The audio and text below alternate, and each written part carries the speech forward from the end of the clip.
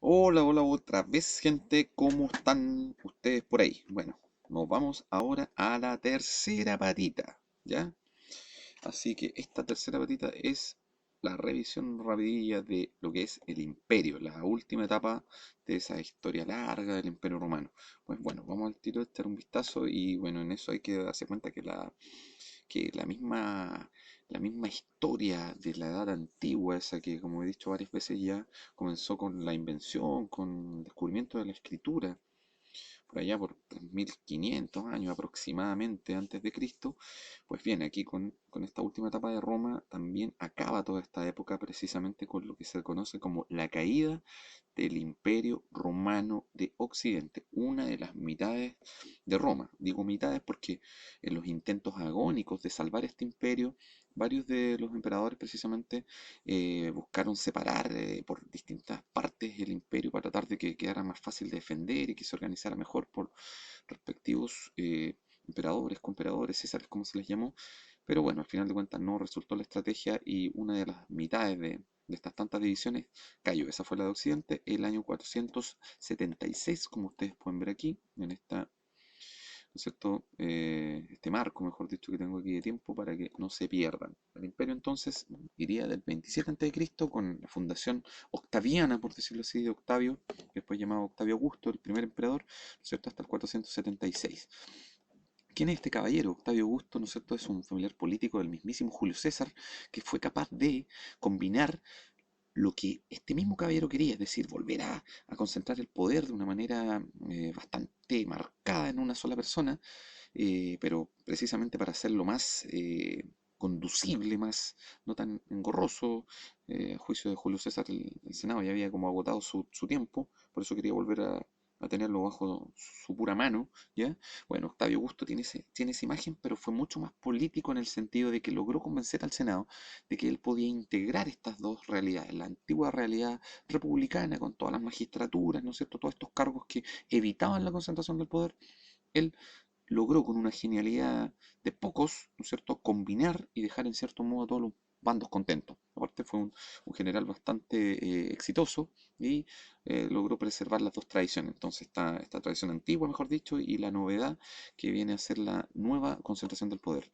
El imperio, esta larga etapa que va del 27 antes de Cristo al 476 después de Cristo, va a tener tres subetapas a su vez.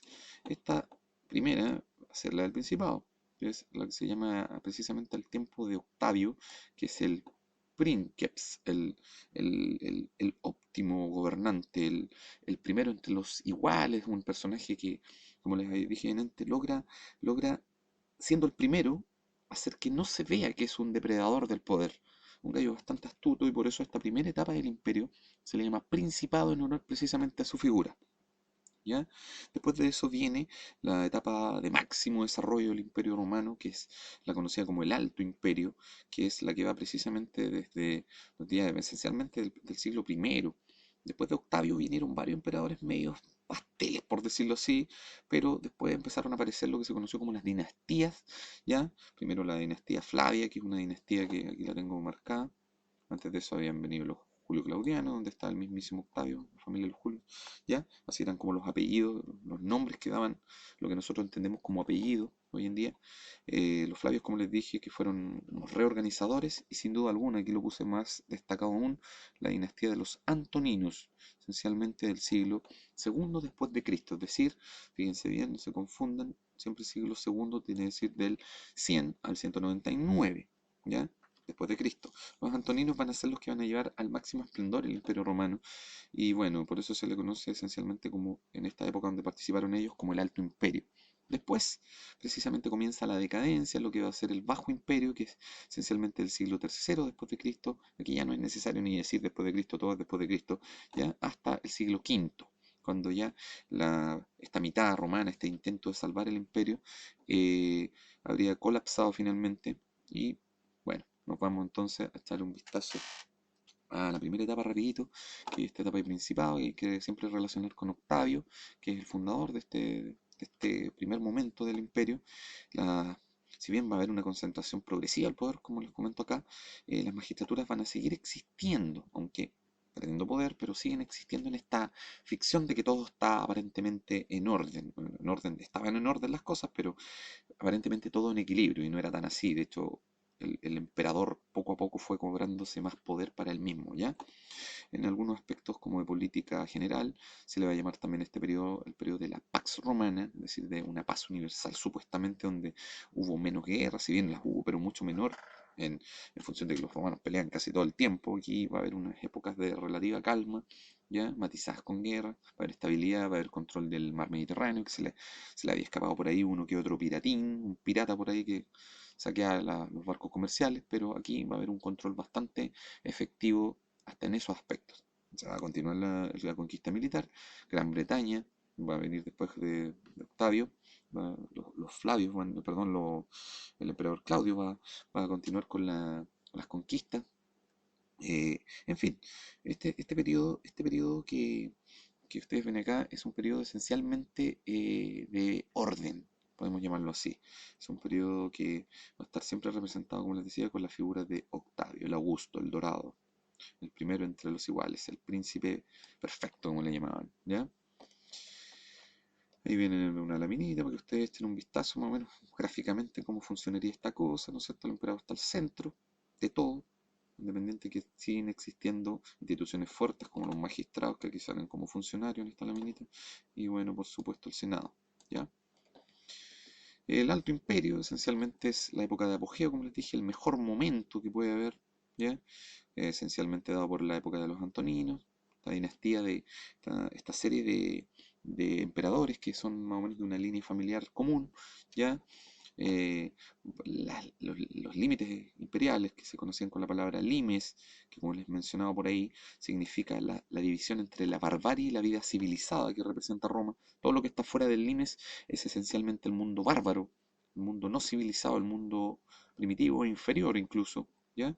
Aquí en este momento los límites, estos límites, llamémoslo así, geoculturales, van a ser llevados a su máxima extensión.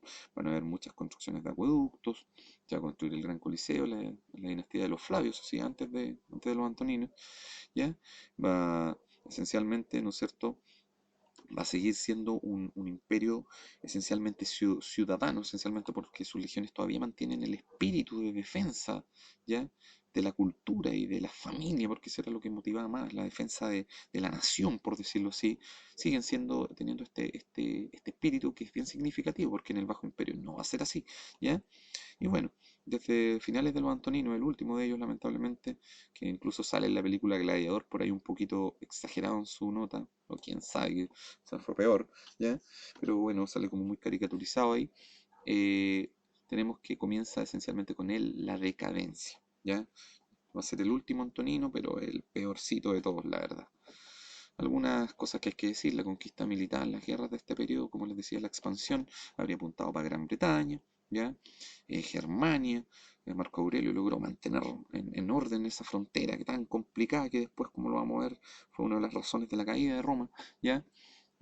Por el otro lado, Trajano, uno de los emperadores antoninos más destacados, el que se considera el que más llevó al apogeo al periodo de Alto Imperio, valga, ¿no es cierto?, la mención.